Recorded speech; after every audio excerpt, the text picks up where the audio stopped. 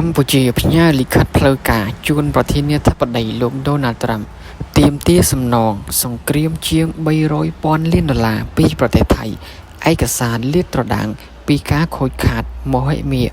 និងប្រើប្រាស់អាវុធគីមីអំឡុងការឈ្លានពានឆ្នាំ2025កន្លងទៅតើថៃមានលទ្ធភាពសងដែរឬទេតើវាអាចទៅរួចទេដែលប្រទេសមហាអំណាចទី2ក្នុងអាស៊ានត្រូវប្រឈមមុខនឹងការខ្សែធនត្រឹមតែមួយពព្រិភ្នែកឆ្នាំ2025បានកន្លងផុតទៅជាមួយនឹងស្នាមនៃសោតនីយកម្មកម្ពុជាបានធ្វើរឿងមួយដែលពិភពលោកមិននឹកស្មានដល់លិខិតផ្លូវការមួយច្បាប់ត្រូវបានបញ្ជូនទៅកាន់សេតវិមានជូនចំពោះប្រធានាធិបតីលោកដូណាល់ត្រាំ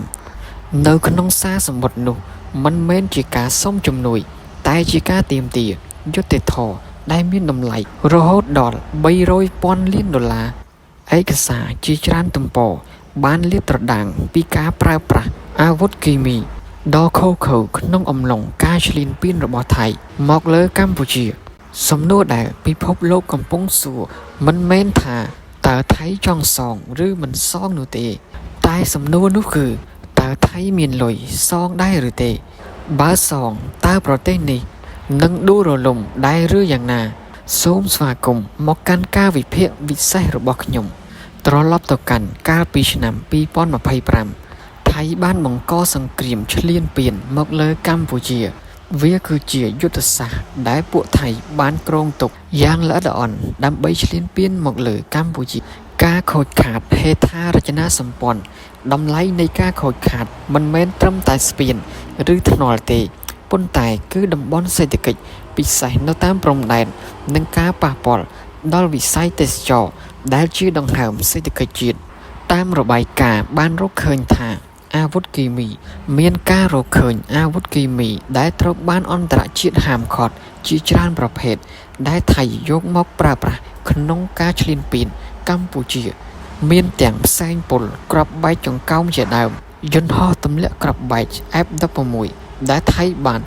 ប្រើយន្តហោះទាំងនេះមកទម្លាក់លើទីតាំងជនស៊ីវិលសាលារៀនមន្ទីរពេទ្យជាដើមដែលធ្វើឲ្យរងការខូចខាតអស់ជាច្រើនផងដែរបើគិតជាទឹកប្រាក់វិញគឺអស់រាប់លានដុល្លារឯណោះនេះគឺជាការរំលោភអនុសញ្ញាច្បាប់អន្តរជាតិយ៉ាងធ្ងន់ធ្ងរបំផុតហេតុអ្វីបងប្អូនបានជាយើងត្រូវផ្ញើលិខិតប្តឹងថៃទៅលោកដូណាល់ត្រាំនេះជាយុទ្ធសាស្ត្រដ៏ឆ្លាតវៃរបស់កម្ពុជាត្រាំមិនចូលចិត្តសង្គ្រាមដែលខាតបង់ប៉ុន្តែគាត់ចូលចិត្តលុយនិងកិច្ចព្រមព្រៀងបើអាមេរិកទទួលស្គាល់ផុសតាងនេះថៃនឹងស្ថិតនៅក្រោមសម្ពាធអន្តរជាតិ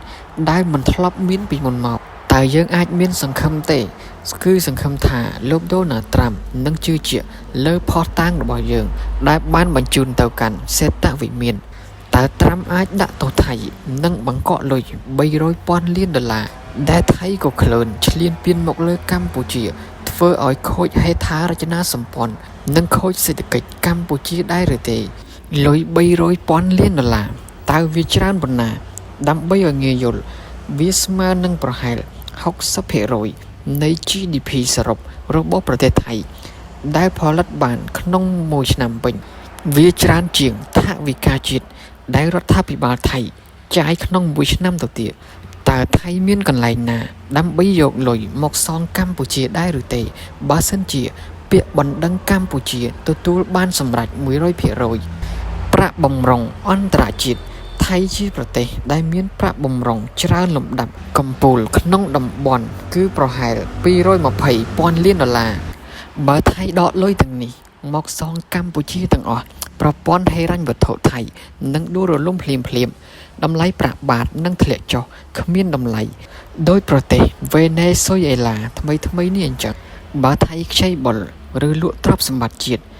ថៃអាចនឹងត្រូវបង្ខំចិត្តលក់ភាគហ៊ុនរដ្ឋធំដូចជា PTT ឬ AOT ទៅឲ្យបរទេសជាដើមសរុបមកបើពាក្យបណ្ដឹងរបស់កម្ពុជាយើងទទួលបានសម្រេចមែនថៃគ្មានលទ្ធភាពសងភ្លាមដោយមិនធ្វើឲ្យប្រទេសខ្លួនរងរលាយនោះទេការទាមទារនេះស្មើនឹងការកាត់ដៃជើងសេដ្ឋកិច្ចថៃយកមកនាំឲ្យកម្ពុជាអញ្ចឹងនេះគឺស័ក្តិសមហើយចំពោះចៅឈ្លានពាន ដែលធ្វើឲ្យខូចសេដ្ឋកិច្ចហេដ្ឋារចនាសម្ព័ន្ធគ្រប់វិស័យរបស់កម្ពុជាកំពុងកាន់សន្លឹកបៀដែលមានមេអាត់កើនៅក្នុងដៃនោះគឺភស្តុតាងអាវុធគីមីបើភស្តុតាងនេះត្រូវបានបង្ហាញជាសាធារណៈមុខមាត់របស់ថៃលើឆាកអន្តរជាតិនឹងត្រូវបំផ្លាញខ្ទេចខ្ទីទឹកប្រាក់300,000 លានដុល្លារមិនមែនគ្រាន់តែជាតួលេខទេវាគឺជាការផ្លាស់ប្ដូរជោគវាសនារបស់ប្រទេសជាតិមួយបើកម្ពុជាទទួលបានសំណងនេះមែនសេដ្ឋកិច្ចកម្ពុជានឹងហក់ឡើងខ្លាចជាក្លាសថ្មីនៅអាស៊ីប៉ុន្តែសម្រាប់ថៃវិញ